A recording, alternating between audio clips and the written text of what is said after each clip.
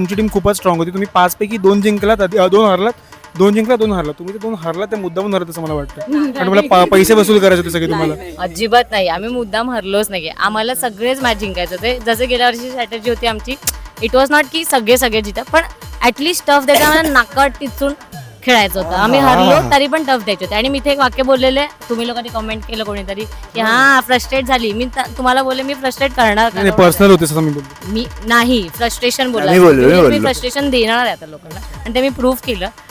आणि ह्यांनी खूप जास्त मेहनत केली आहे, कारण सरळ बॅट्समॅन आणि बॉलिंग तुझी कंप्लेंट पण आली आमच्याकडे की समीक्षा तिथे मॅच हरल्यानंतर पाठी जाऊन प्लेअरवर चढाचढी करत होती. ते खरं आहे का?